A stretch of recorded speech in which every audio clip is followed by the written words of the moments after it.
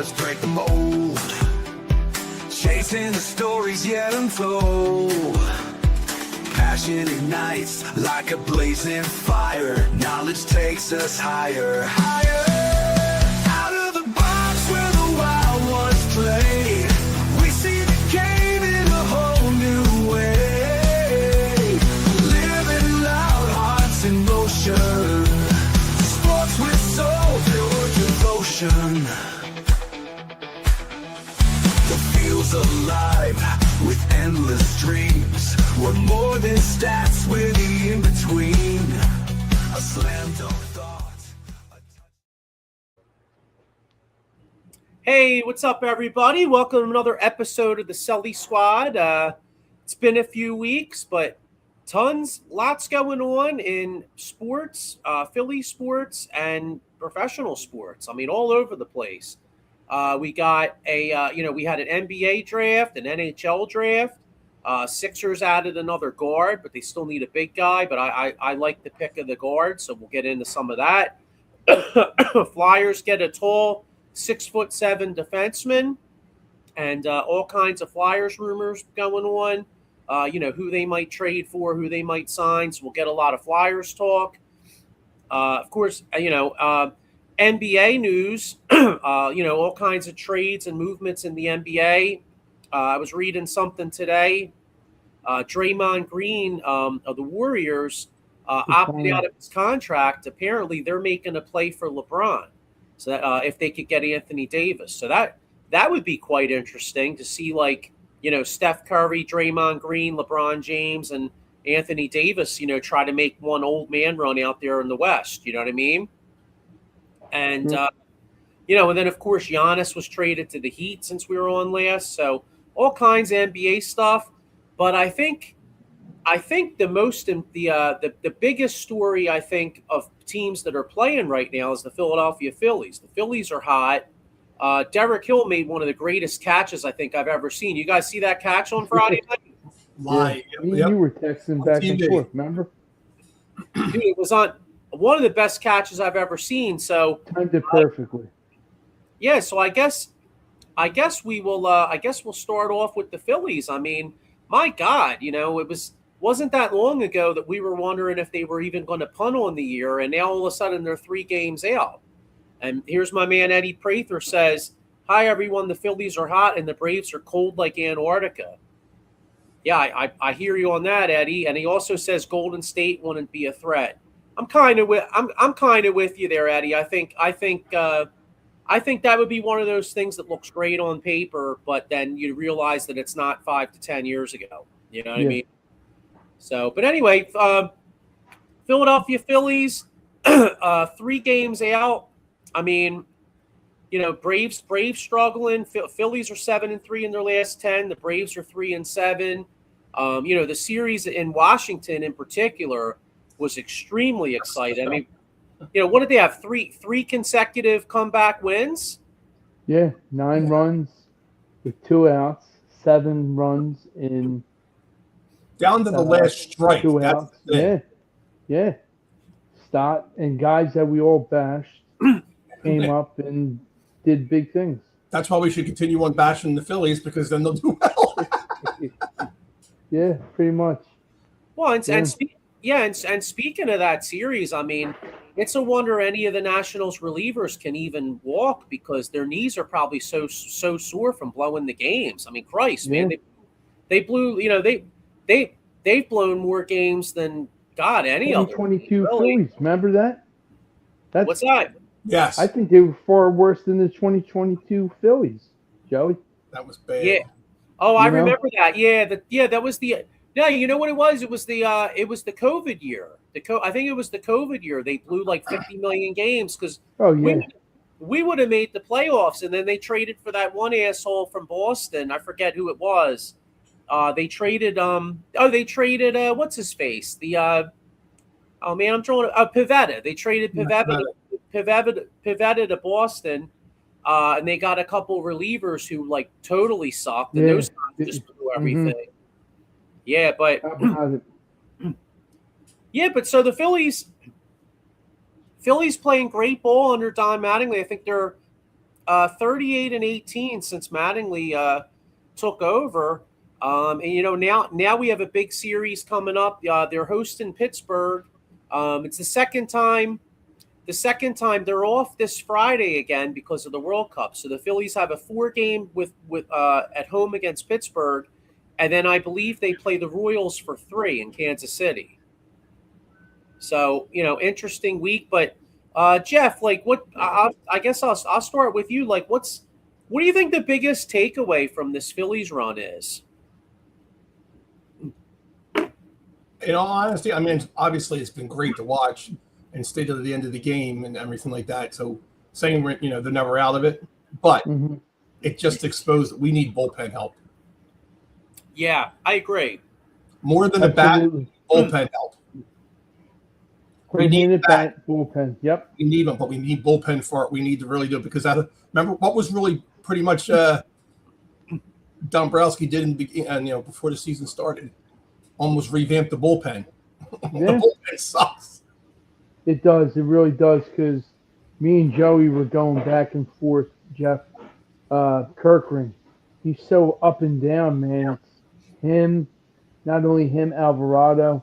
I mean, he makes me nervous, Alvarado. Yeah. What you're going to get each night. Yeah. We don't have, like you said, you want consistency. Yeah. You're going to get hit every once in a while. You're not perfect, but still, you just don't know what you're going to get. And then, I mean, it showed with this. With I forget the guy's name. How you say it? Argles or whatever his name is. That pitcher. Argle. He was doing fine. Then they put the bullpen in, and the game's. They lose the game. It's not his fault. It's just these guys with the B letters in their name suck. To put it mildly. Yeah. Here's. Go ahead. No, go ahead, Sean. Go ahead. I'm wondering if we bring up Brian Dela Cruz, guys. Like, you know what I mean? He's doing good in the minor leagues, but yeah, that can't hurt. I mean, I know that years ago they said you don't bring a player up too soon because if he doesn't do well, it could hurt his psyche, and you send him back down and all that. I think that's kind of behind it now. I think players are just coming up, and they're either good or they're bad. Like Painter. Painter's up and down now. I don't know. I said before, I don't think Painter is going to be everything he was going to be. Should trade him in 2023, Jeff. Unfortunately, we've lost out on his value. Unless he all of a sudden picks it up and this and that. But Aiden Miller, he's nothing. We don't know what he's going to be. He's a young kid with a bad back. Does that ever go away? I don't know. I had a bad back for many years. Back injuries are no joke. Yeah. It makes or break you, literally. And we've got what's his face out in center field, Crawford. I know it's his first season. He hasn't really, per se, really screwed anything up major, but he's not all that shown us anything. He's Johan Rojas part 2. Yeah. What do you think of this question here? Here's our man Paul Spencer. He's a Braves guy. He says, "What's up, fellas? In your opinion, are they better than the Braves moving forward?" As of right now, yeah. The Braves were in a funk like we were for that period of time. Yeah. Strider sucks out the ass now. Whatever happened to him? He's hurt. Acuna, you don't know. He's fragile as China. It's his knee. Yeah. Albies, you got like unsung heroes over there, but Chris Sales is probably the only thing they got going on for themselves. Matt Olson, Raciel Iglesias. And then you got Riley, and then you got Olsen. Olsen's like Freddie Freeman there. You know what I mean? Mm-hmm. See, not to pour cold water on the Phillies because they are playing extremely well, and obviously Kyle Schwarber hit his 30th yesterday, so that was key. But I'm not. I hate to say it because obviously I'm a huge Phillies fan, but I'm not willing. I know we're on a great run right now, but I'm not willing to say that we're better than the Braves moving forward. I think the Phillies need that bullpen piece, and I think they need another starter. Like I watched some of that game. I have the MLB extra innings, John, and I don't watch it much, but yesterday we were it's rare that I even watch it, but yesterday had a little bit of time. We had some company over, and then they left, and then we were kind of putzing around. So I put the Braves Giants game on, and there's a guy pitching, Robbie Ray, left-handed pitcher for San Francisco, and he's rumored to possibly be, Available. a guy that's attainable because he Bring makes him over.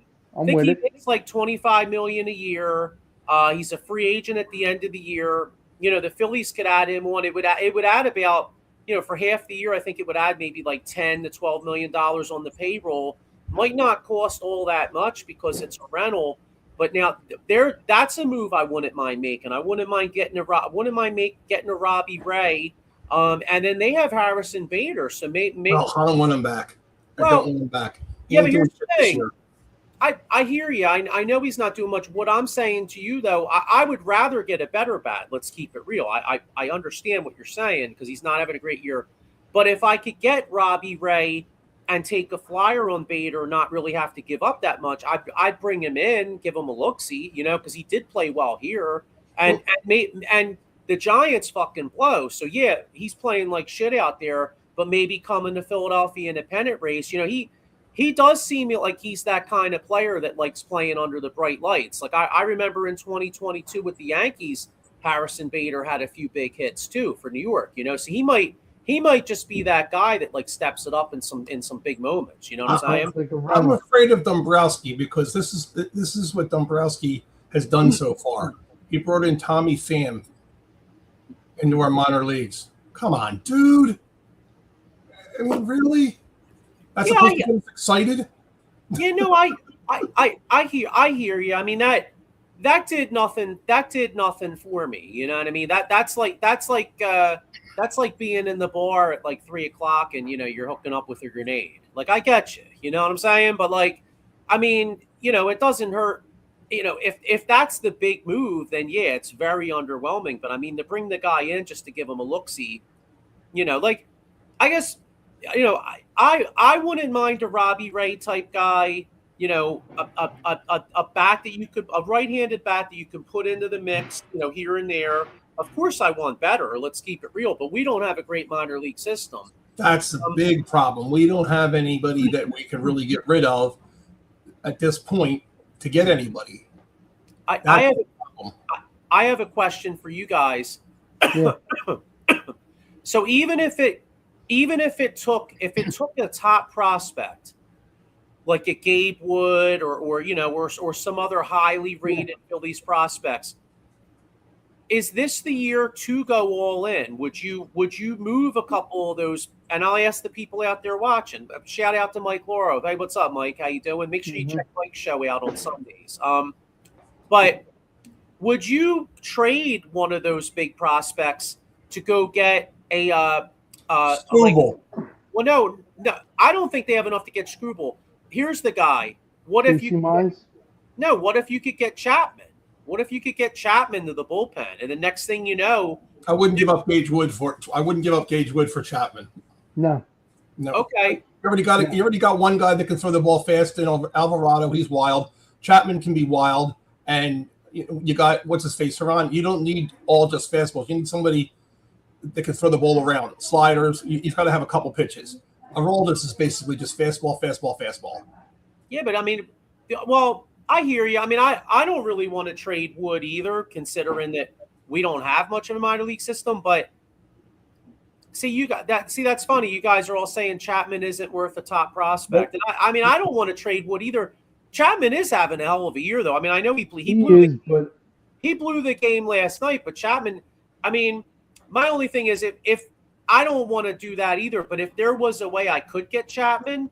I mean, you talk about, that would drastically upgrade your bullpen. I mean, if you think about it, when you have Sanchez and Wheeler going in those playoff games, and even Luzardo, if you could somehow get to if you could get through the sixth inning, all of a sudden that game's a lot shorter. You're bringing in a Chapman, you're bringing in Duran. You know what I'm saying? Like, let me ask you both a question and be completely honest, okay? Mm-hmm. Doesn't matter who they pick up right now, okay? They could pick up Trout. They could pick up Scoob, whatever. Do you really, in your heart, No, I think they could make the playoffs. I definitely think that. I think that they have a possibility to jump the Braves and everything like that and all. But do you really think that they would make the World Series? In all honesty.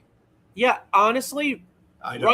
right hand to God, I think they can, but I think they need a little bit more. But no, I think they can. And if there was ever a year that they could make the World Series and make that run, I feel like it's this year. First off, Bryce Harper's playing at elite level again. Schwarber's on a pace for 59 to 60 home runs. Brandon Marsh is playing better than he's ever played. He's even hitting lefties, right? Roman Stott, look at them. What a shocking thing. Thompson doesn't put him in against lefties and says he doesn't hit good against lefties. But Madden puts him in against lefties, and what the hell's going on? The guy goes off. But that's the thing, guys. I think we said it, that Mattingly knows how to put these guys in if and when needed, where Topper was that laid-back Canadian dude. Like, oh, you know what? He needs a break. You know, but like we all said, he knows how to switch this lineup. And Christ, what did he have? Marsh in the beginning of the week, leading off at the Washington National Series. So he does know what to do. That's what we like to see, the little tinkering and the moving of different players, that, like you said, Jeff, to see where and how they could play. Yeah. You know? That's the only way you can. Wow. In any sport, you're not going to figure out what a guy can or can't do unless you put him out there. Yeah. That's it. You know, that's the Flyers' problem for a while there. They wouldn't play the rookies, and we lost them all. Half of them won Stanley Cups, not on our team. You know. But you guys are right. Go ahead, Joey. Go ahead. No, I didn't mean to cut you off. I was just saying that Kyle, Schwarber with the 30 home runs. Here's something that's well, Mike, and Mike's thing here, Mike, you're right, but that's only if they could sign him to a long-term contract. Would I trade for Skubal? Yeah, but the problem is, though, if you're Skubal's agent, I mean, if he only has a month or two to go to free agency, he's probably he's in baseball. Like Dodgers, I was going to say, it's very rare that these guys sign. But Schwarber, real quick, Schwarber has 217 home runs since he joined the Phillies. Only Judge has more.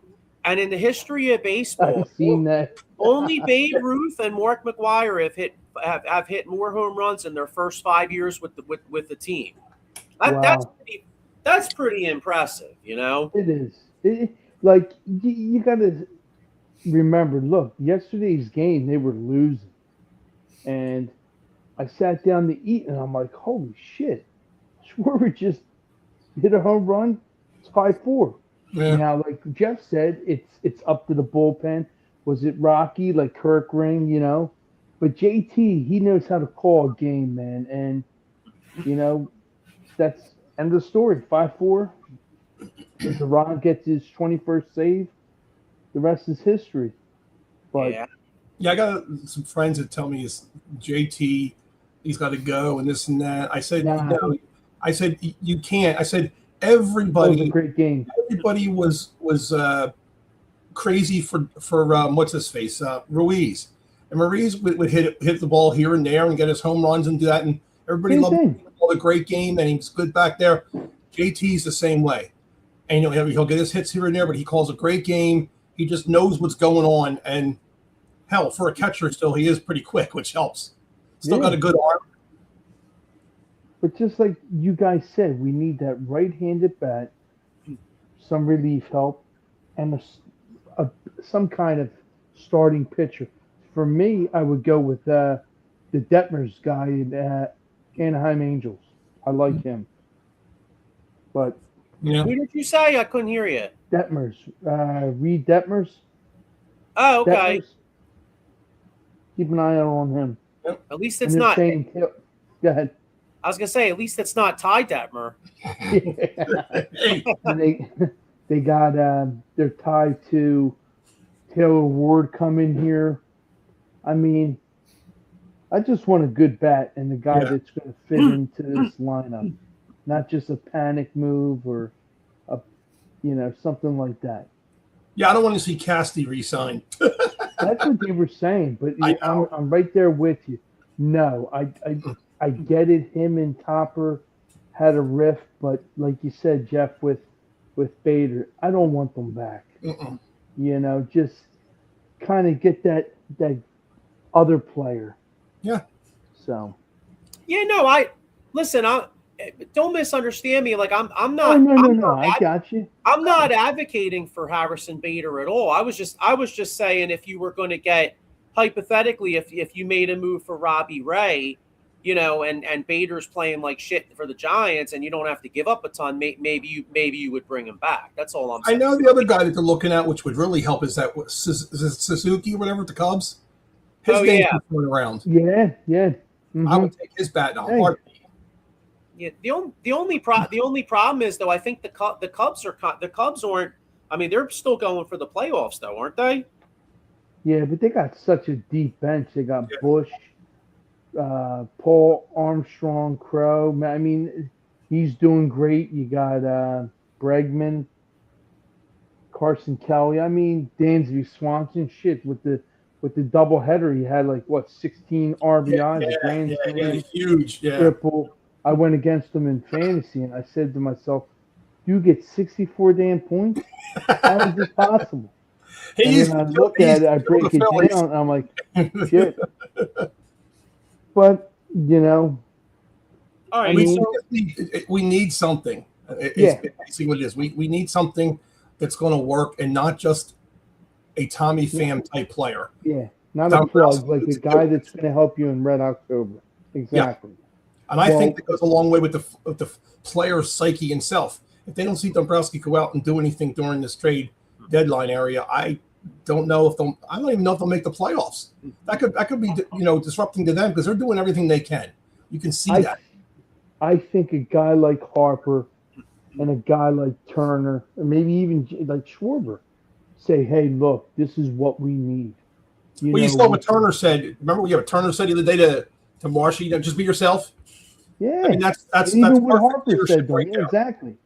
Don't let it eat yourself up. But maybe they do say something to Dombrowski, like, "Look, man, I played with this guy, or so and so knows him, and we do make forth that effort of signing or doing something." Hopefully. So. All right, so let's look ahead to this week. We got the I'll look at the Phillies schedule and the Braves schedule. So the Phillies have 4 with Pittsburgh, and then they have 3 in Kansas City. Off on Friday. So excuse me. 7 games. What's the Phillies' record in those 7? Where are they playing? Are they home? Well, it's 4 versus Pittsburgh here, and then it's 3 in Kansas City. Kansas City sucks. So, it's in Kansas City, but any team can win any time. I say 5-2, and the reason I'm saying 5-2 out of 7 is because it's going to be hot as balls here. So it's going to be. It depends on how they play. You know what I mean? I mean, when I say hot, it's going to be hot. So you're going to have a couple of games in there that they're really going to be, Yeah, I was going to say it's swampy as Central this week. Your pitchers aren't going to be able to go 7 or 8 innings unless So you're going to have somewhere a bullpen in there, and there's where I get concerned. So I go 5-2. Sean's going to roll the dice and say 6-1. I would love it. All right, now here's the kicker. All right, you know what? I'm actually going to say 5-2 also. All right, so come on. So if we go 5-2, Braves have 3 against the Cardinals. They host the Cardinals, and then they host the Mets. So the Braves have the Braves only have 6 because the Braves are off tonight. So what's the Braves record in those 6? 3-3. Wow. Yeah, I'm with them. I like it. All right. So if the Braves are 3-3 and the Phillies are 5-2, we can either be tied with them or leap them by a game. Yep. I think not only are the Braves. No. If the Phillies go 5-2 and the Braves go, what do we say? 3-3. 3-3. Yeah, so then we would pick up what, a game and a half, I think. So Yes. But I think the Braves, besides not playing very well, are feeling the crunch now of the Phillies on their ass. Oh, they're feeling the breath behind their neck. Heck yeah. And right behind that, I mean, they stink, but the Nationals and the Marlins are right behind us. They're not too far out either. They could all of a sudden have a push. Again, though, it's All-Star game hasn't gotten here yet. Still have a half a year of baseball, per se, half a season of baseball. Yeah. So it could go any way. And you got those long stretches where your team obviously has a bad Absolutely. stretch or, just goes on fire. Who knows? And the Nationals and Marlins play home wreckers, Yeah. which you think, oh yeah, tonight we're gonna win. Nah, they come out and they somehow, some way win that game. But When they play us next, they're going to do anything they can. They're going to put starting pitchers out there for relief just so they can beat us and not get caught. yeah. So anyway, all right. Well, look, yeah, a lot of baseball left. All-Star games in a couple weeks. But we had a couple other interesting things happen in this city last week. The first one was the NBA draft, but I want to kind of get into the NHL draft actually first. Because the Flyers, the Flyers are rumored to be, in a lot of the rumors. I mean, what's that defenseman's name for Columbus? Werenski. Yeah, I mean, it would take a lot to get him, but he won the Norris. But I mean, shit, I would give up a lot to get him because that's one thing this team needs is a quarterback of the power play, he's the kind of guy that would fit this team, Joey. Like you said, the culture, the team of like Philly. Yeah. You never know. Like maybe somebody can sell him like a used car salesman. But I'm with you on that. But it's going to take a lot. You'd also have to give up a lot. I mean, to get a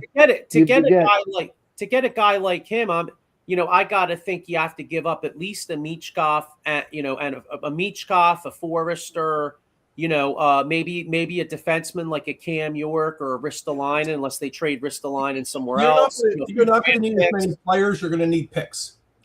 You're looking at maybe a big name like an Owen Tippett, or right. I can't do that, or dude. I just love the way he or skates. something. I don't want Tippett to go either, but his name, I know his name keeps cycling. Reading online, I'm finding more and more that's more bullshit than anything. Everybody throws up a story there just to get some feedback or whatever amount of money they're getting for their ads to be read. Because half the stuff's shit. Yeah. But like lately, I've been reading a lot of stuff on the hockey stuff, and Tippett's name was like he was all but traded. They said he was going to be gone before the draft. He went nowhere. I think the Flyers know you can't get rid of him. Hathaway went before him. You know what I mean? So that tells you something. Shit. Yep. I think they have a pretty good core. The Flyers have gotten into that. They got what do you call it? Darth has signed July 1st. He gets to sign a contract for 5 years. He's here, and Vol is a really good backup. He can be a starter. So they've got two good goalies. Problem they just drafted two goalies. I have no idea why they drafted two more goalies. There's so many goalies that are out there. I think they should have went after some more defense or offense. Unless they figured they're the best players on the board. But we've got so many goalies down there. But I mean, Russian dudes, and then the other two, Joey. The Russians, those Russian guys are not going to come up. They're not going to make it here. They're done. They kind of had their chance, and they run their course here. They'll go somewhere else and probably win a cup, unfortunately. Yeah, but I mean, like I like Tippett too, but I mean, if you're trying to get the Norris Trophy winner, you know what I mean? Like I mean that now that's a guy I would trade him for, I know you can't make sense. You can't trade nothing to get something. I understand that. You gotta give to get. Yeah. Yeah, but I don't think you're gonna. I mean, if you're gonna give players, you may give like Hathaway. I didn't want to see Hathaway go. I thought he was good back there. Yeah, they trade him to the Florida Panthers, man. Yep. Now, how about one of the Flyers, not beat writers, but one of the Flyers reporters was saying that the Flyers may have interest. Where the fuck is he? Hang on. The Flyers may have interest in a restricted free agent. Is Bork? Yeah, Maverick, or I don't know how the fuck you say his name. Is it Maverick? I don't know. What's his Top Gun? Maverick, whatever. Probably Maverick or something. Yeah, Maverick Bork. He's 24 years old. He's a center. He plays both sides of the ice. He's only 24 years old. Like I said, he's a restricted free agent. So the max restricted free agent comp, it says here is $9.3 million. That would mean we'd have to give up a first, a second, and a third round pick to Dallas. Now Dallas would have a tough time matching that, especially if they keep Jason Robertson or if they trade Robertson for some money. I know it's a lot to give up for maybe a quote unquote unproven type guy, but that could be the kind of bold move that this team needs, because the Flyers right now, they have cap space, but they're not really in a position to get the top guys, because it seems like all the top guys want to go to like Florida or Texas or teams, places that don't have sales tax where they can keep most of their money. So, I mean, even if it cost, a first, second, and third, that's a lot to give up for one guy. But I would consider doing that for the simple fact that, maybe this guy comes here and he's not your number one defenseman, right? Your number one center right this second. But at 24, maybe he's ready to ascend into that role. Yeah, that's the kind of bold move that I think, I would be willing to take a shot on myself. Now, I don't know. What's your guys' thoughts? When it comes to a lot of the players, in all honesty, we see what they do against us, and then we hear, let's say on Sports Center or whatever, what they've done, but we don't watch all these other teams and see the intangibles and the other shit that the scouts and all those people watch, and Jonesy and Briere watch. So we don't know. So if that's somebody that they're interested in, they obviously see something in him that we don't, that'll fit the scheme of this team. Absolutely. That's what happened this year with the team. The team made the playoffs, and how many guys did they go through and get rid of and drop and all that? They got the guys that fit together, and they made the playoffs and were impressive. Against Carolina, they were impressive. Even though they lost, Carolina wasn't going to get beat. I told you they were going to win the cup from the beginning, and they did. They're too damn strong. But that's they suffocate you down in their corner, in your corner. It's amazing. Yeah. Yep. Yeah. But that's the thing with especially with hockey, because there's so many European players, so many players that are down in the minors that should be playing in the NHL, and some of these NHL players just because of their name are up here.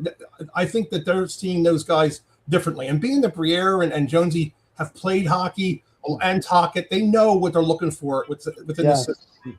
That's what's got me more confident now about the Flyers now than it did the last couple of years. Because you got guys that know the players and how, because they played the game, plain and simple.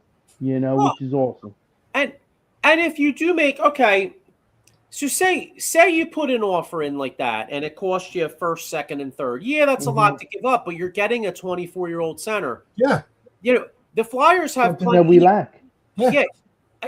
Even after signing like Zegras and Vladar, the Flyers still have a good amount of cap room. So you're still in a position where if you trade Ristolainen for a draft pick, so say you trade Aristo for like a first or second pick, you're recouping one of which, by the way, I don't want to just give him away. He had a good year last year, but absolutely. Say you trade Aristo for like a first, second round pick, right? Well, you're clearing $5.5 million off the cap if somebody takes all his money. Yep. So then you would still be in a position to package say I would, to be honest with you, I don't want to trade Michkov, but if you told me right now I could trade Michkov, Toronto's first round pick, Cam York, and maybe a couple prospects or something, and get that Rowinski, I'd do that in a fucking heartbeat, because then all of a sudden, then you have a guy that could possibly be your number one center. Yeah, he's not proven it yet, but he gets an opportunity here at 24 years old, right? Then you get the top Norris Division defenseman, and then I at least I have a chance to actually improve the power play. And at that point, I'll tell you what, I would even consider bringing Giroux back for a 1 to 2 year contract. Let him retire here. I mean, I know he's a little long a tooth, but you want to fix the power play. Well, if you bring a number one defenseman here, the young 24-year-old kid, and you brought Giroux back, all of a sudden you got a chance to have a good power play again. They're the kind of bold moves I would look into doing. Like I like Coots, but he needs to go. He had a good run in the playoffs, and he was playing hard, giving everything. But Coots' career is done here. Do you think anybody? See, I don't see anybody taking that contract on, though. That's the only problem. I see him as a throw-in. They might. I mean, I could see him as a throw-in. You got some teams out there that like some of those players like that, like him. He's got this. Even the teams that know they're not going to make the playoffs, they like those types of players. Yeah, but but the only problem is though, if you throw it, see, I don't know if that helps the Flyers though, because if they tried throwing him in, they'd have to eat like a bunch of his salary. I feel like Coots. I mean, think about it though. Coots was one of the best players they had in that Pittsburgh series, in my opinion. I thought he played extremely well. Yeah, he did play. He played well. That's the only time during the year though. It seemed like it was more of a liability. He just didn't have it. I don't know whether I don't know. I loved Coots, but he's just he's old. He's worn out his time. He's just he's not going to get the on ice time and everything. But I think if they can pull it off and somehow pull it off, and I don't put anything past it, I would love to get Austin Matthews in here. I would give them Michkov. I would give them Owen Tippett. I'd give them a first round pick. I would take Austin Matthews in here in a heartbeat because he's worn his welcome out in Toronto. He has nothing to like. He's exhausted up there. Plain and simple. Yep. But do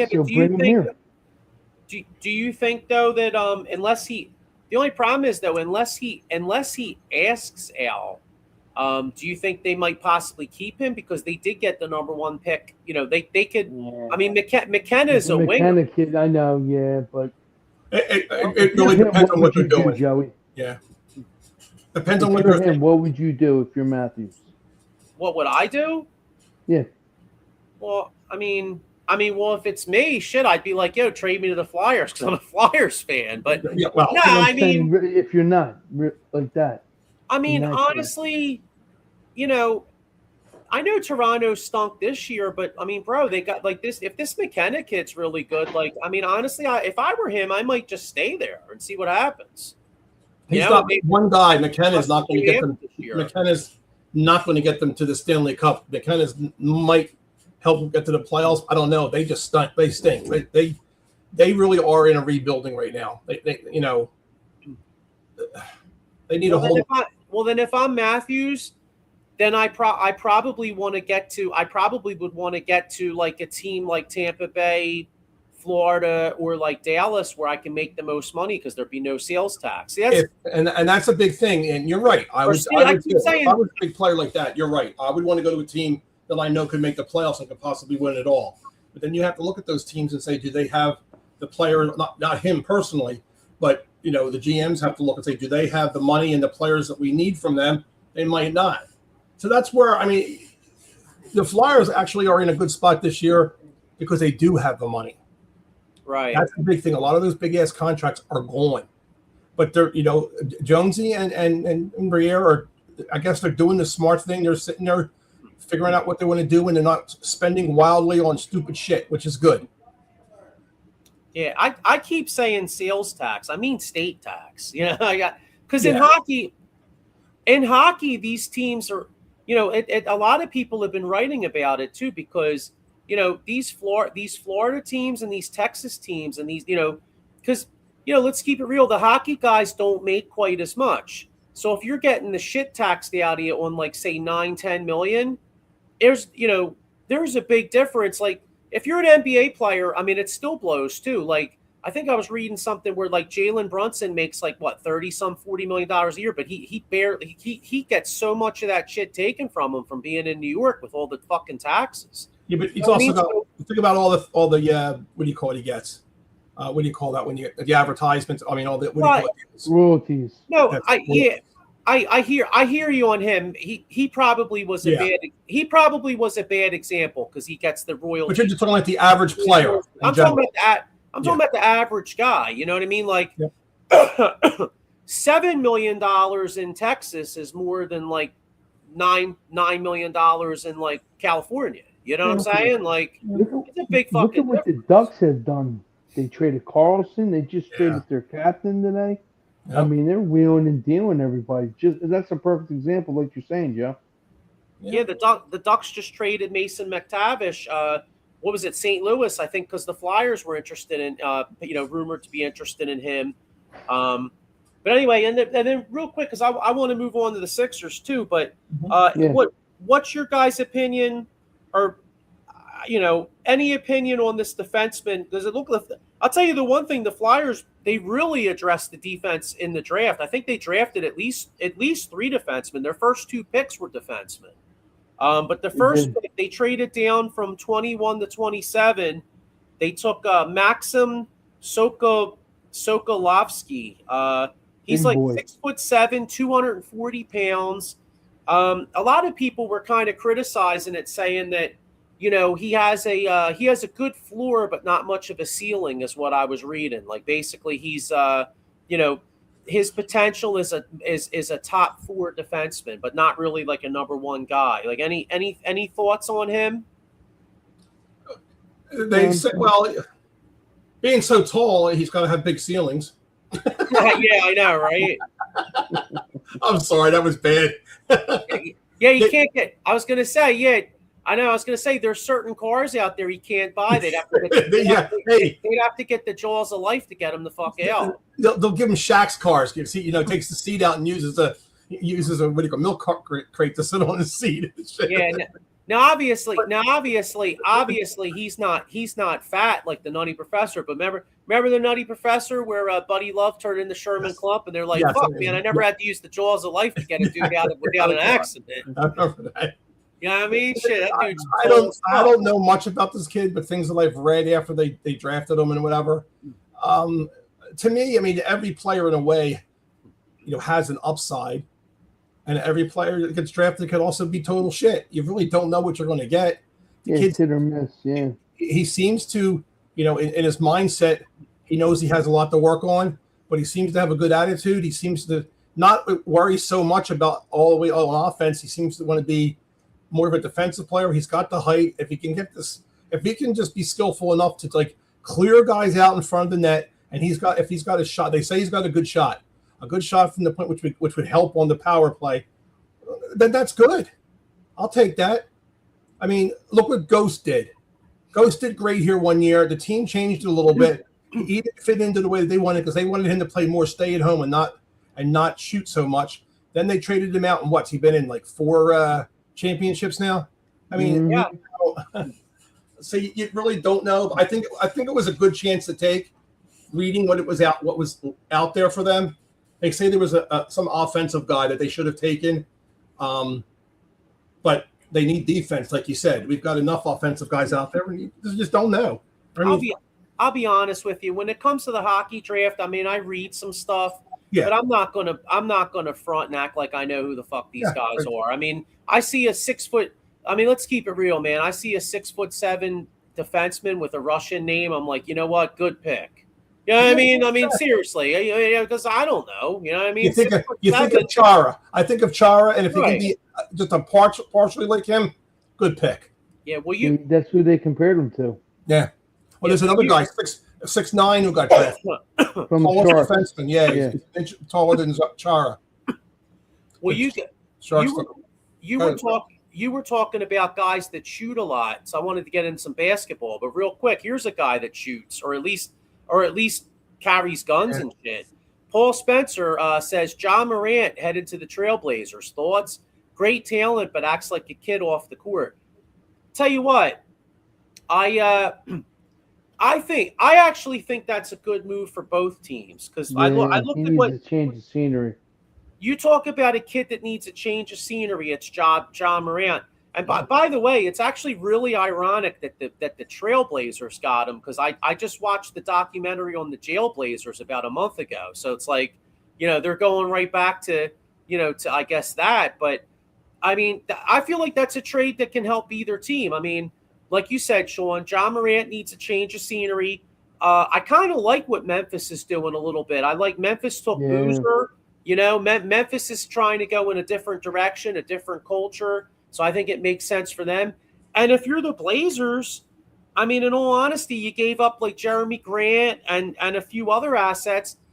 I mean, if John Moran has his head on straight, he's a great talent. I mean, I don't see, and who the fuck signs in Portland? Nobody signs in Portland. You know what I'm saying? So like, if I'm a Trailblazers guy, I'm like, yo, I can't get shit for free agents. I'll take a chance on John Moran. If he pans out, great. If he doesn't, well, what the hell? I'm mediocre as fuck anyway.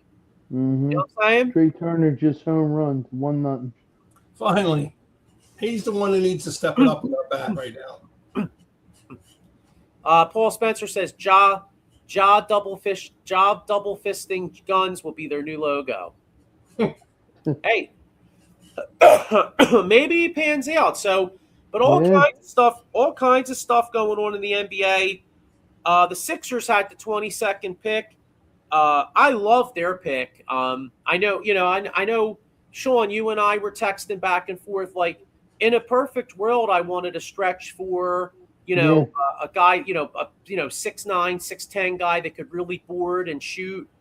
But this guy was sitting there, probably was the best guy on the board. I mean, last year he shot 40% on catch and shoot threes. He shot, 50% from the field. He can handle the ball. He can distribute. I love the pick. LeBaron Philon Jr. And I love his attitude too. I saw him.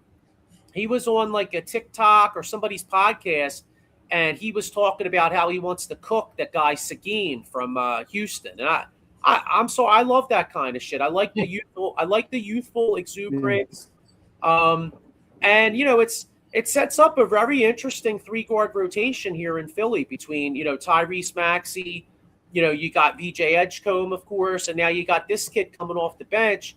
And even though we need a backup center, and we need a stretch four, and we need rebounding, one of the biggest needs on this team is they did need another guard. I mean, Tyrese Maxey and VJ were playing like 40-some minutes a night. Yeah. And that Knicks series, I mean, they were fucking exhausted. So what's your guys' thought? Any thoughts on this pick? And then we'll get into, some possible free agency stuff for the Sixers. How about Ben Simmons coming back? You know what? I'm so glad.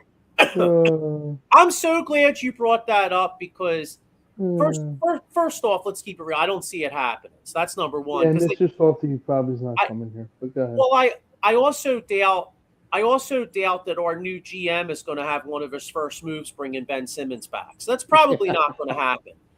But can I be honest with you, though? Yeah, go ahead. I would fucking do it. I would do it because and only for the vet minimum. And I couldn't stand the prick at the end, obviously, because he wanted out of Philly, and he made the biggest pussy ass move I've ever seen in my life, passing up that dunk.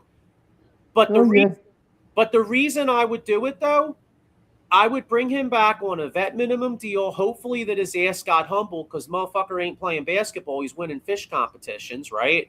So I would let me catch this fish. I would bring his ass in for the vet minimum. Yeah. And honestly, I would let him be like a Draymond Green, because the Sixers said they want Tyrese Maxey to play off ball, right? They want Tyrese to play off ball a little bit more. So you could have Ben Simmons. You could basically have Ben Simmons playing a point forward, or in some cases, with the million games that Embiid misses, Ben Simmons could play a small ball 5, and he could actually handle the ball. You could run your offense through Ben Simmons and play Maxey, the kid from Alabama, when he's on the court, or VJ Edgecombe all off ball. I actually think it'd be very intriguing. And if he has nothing left, who gives a shit? You gave him a vet minimum. I would bring him in. I would. What you guys dead set against it or no? Ain't gonna happen. I see your point, but it's not going to happen. I see your point with what he could do, but he burned his bridge here by things that he said and done. I just don't see it happening. And like you said, the GM is not going to bring him in. Right. It's just not going to happen. Maybe another team does what you're saying. Who knows? But who knows? Hello, Miami Heat. Miami Heat, if you're there, please pick me up. Yeah, there you go. Then you can fish while in between games. And you know what'll make me sick. And I get it. I know it's not going to happen, but I'm saying I'm just making the argument of why I don't think it's as terrible of idea, especially on a vet minimum as other people would. But Maurice Wright's asking who's getting the rebound. So, all right, now the Sixers don't have a ton of money in free agency. We have a few of our own free agents. You got, of course, Kelly Oubre Jr. You have Grimes. They just brought Barlow back to I think a 1 year, $3 million deal. But so here's a few guys out there that I would be interested in, and I kind of read the Sixers might be interested in. So first off, what is it? Dean Wade from Cleveland is to me, it's a very intriguing name. He's like 6'9". He can shoot the ball. He could play a stretch four. But here's one I kind of like. Atlanta has a center, Australian center, Jock Landale. I think he might cost a little bit more than we're thinking. But if you don't keep Kelly Oubre and you don't keep Grimes, that's an interesting name. I wouldn't mind taking a chance on him. And maybe you could get him because you could sell him on the fact, yo, dude, Embiid's only going to play like maybe 50 games max. So you could start at least half the games, and then the other games he's the backup. You know what I'm saying? Yeah. And then Toronto has a guy. Yeah. I can't even say his name. It's like he's a Serbian dude. Just say that. There you go. The Serbian dude on Toronto. It's like Moses Lavo or some shit. But anyway, he's 6'10". He can handle the ball. He could shoot. I like him. Another guy, Marvin Bagley III. I wouldn't mind taking a shot on him. He had a decent year for Washington. He won't cost you a lot. You know, he can play small ball 5. He could play a stretch 4. You know, I mean, he's local too, you know. He's what? He's local. Yeah, that's what I'm saying. Like, you know, I think he's like 6'8", 6'9". I mean, 6'9". It's kind of you know, it's kind of frustrating that those are the only kind of moves the Sixers can make. You know, when you see the Miami Heat getting Giannis, and you see, you know, Detroit making moves, yeah, yeah, you see Detroit making moves and all this shit, you know. But I don't know. There are some guys out there. I think there are some of these fringe guys that the Sixers could get that, you know, could really help this team. And, you know, another guy the Sixers are rumored to be interested in, but I just don't see it happen, is John Collins. Because I think I could see him going to like a more legitimate contender. But do you guys have a wish list? Like, I guess the question would be, would you just go and sign Grimes and Oubre, or would you let them walk and then try to get some of these like stretch 4s and stuff? Like, what's your guys' thoughts? I want both the guys that you said, the guy from Cleveland and the Australian dude. That's who I would like. You know, we'll see what happens. See you later, Grimes. See you later, Oubre. See what happens. That's my choice. Yeah, I'm okay. I know the Sixers liked Grimes, but to me, I saw enough out of him. Like, he's a good athlete. He could score. He looks like the kind of guy to me that's like a numbers guy that on a shitty team. You know how you watch basketball and you see these guys on these teams that blow, and you'll be like, oh, he looks pretty good. He averages 20 to 25, but then you put him on a winning team, and you're like, yeah, he ain't it. To me, Quentin Grimes is that. Like, You know, when we sucked ass a couple years ago when everybody was hurt, Grimes was nice. He was getting like 25, 30, but we were losing, and now True. you put him on a good team last year, which, I know the Sixers got swept by the Knicks, but the Sixers were a pretty good team last year. I mean, you can't beat a shitty team and beat the Celtics. I don't give a fuck what anybody says. True. You know what I mean? So, but Quentin Grimes really wasn't it. What do you guys think? Here's another move I wouldn't mind doing. Oklahoma City has a center, Tom Sorber, that they picked in the first round last year. Now, Oklahoma City, local kid went to Ryan. Yeah, he went to Ryan. So, that Oklahoma City needs as much cap space as they can get. Now, obviously, they don't want to give him away. I think he was like the 14th or 15th pick in the draft. Yes. But I would consider calling them and offering them like a future, even if it was a future first round pick. But I would see if they would take it if it was like, lottery protected. Like, in other words, if you could pry him away for, say, like a top say 14 protected first rounder or something. You know what I'm saying? And then you bring a guy like him in, So I don't know. What's your any thoughts, Jeff, or you don't really give a shit? I don't really give a shit. I'm sorry. I'm just they need players. I'm just not as interested in it. I love the Sixers, but I'm just not interested in what's going on now. I want to see what this guy does. They need to change things up a little bit. And, I know some of the names of the players that you're talking about or whatever, but I don't know. I just soured on it to the point where they need to reel me back in. True. And I'm just not there. I'm just not there. Be honest. Absolutely. Just being honest. Listen, I get it. I mean, you look at the Paul George contract and you're like, shit, we got to pay him 2 more years. You look at the Embiid contract. That extension was dumb as shit. Yeah, no, I realize it. I mean, it's a nightmare. And then it frustrates you because, you look at Tyrese Maxey, you look at Edgecombe, it's going to get better and better. Yep. I'm very intrigued by the kid from Alabama.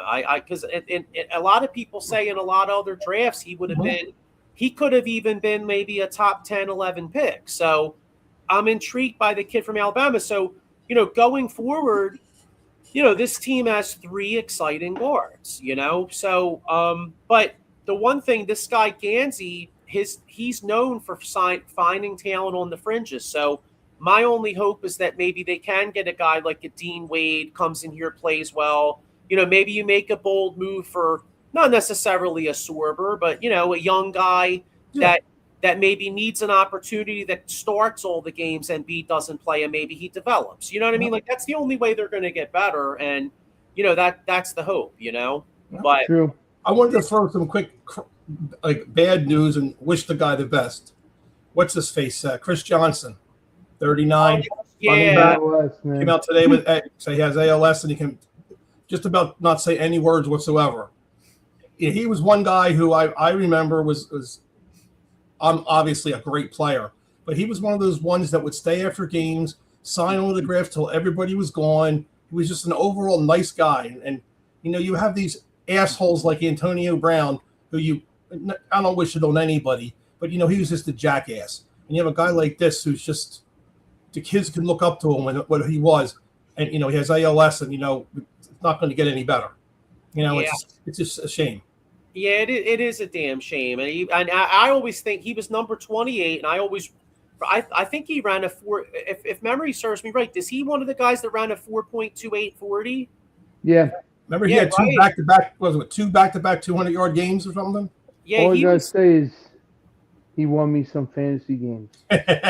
For sure. Yeah, I know it's a damn shame, and then you almost wonder if there, this is a conversation for another day because we're going to wrap up here, but it does make you wonder if there's a correlation. I mean, you look Kevin Turner, the guy Gleason from the Saints, the dude. There was a guy from Baltimore, I can't remember his name, but he was on the 2000 Ravens team.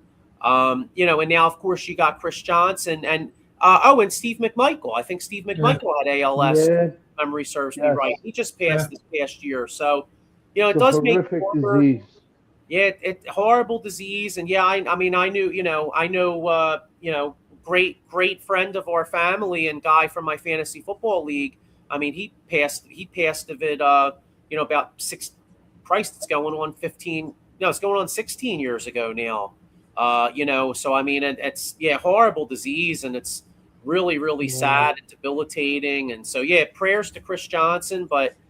But anyway, that soccer player too. I was going to say, hey, it's been a bad week, and that soccer player, his wife and kids died in one of the buildings in Venezuela while I was playing soccer here.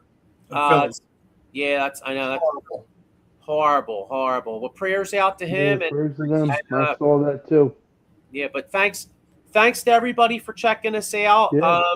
You know what? We'll probably, unless the Sixers or Flyers make a big move, we'll probably come back in a couple weeks.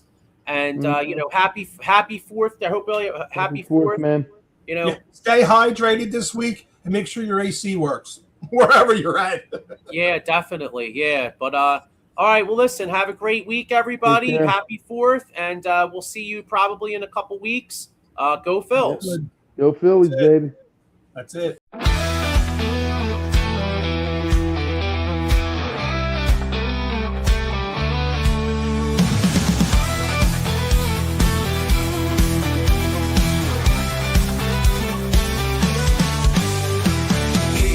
Strong, let's break the mold. Chasing the stories yet unfold. Passion ignites like a blazing fire. Knowledge takes us higher, out of the box where the wild ones play. We see the game in a whole new way. Living loud, hearts in motion. Sports with soul, pure devotion. Alive with endless dreams. We're more than stats with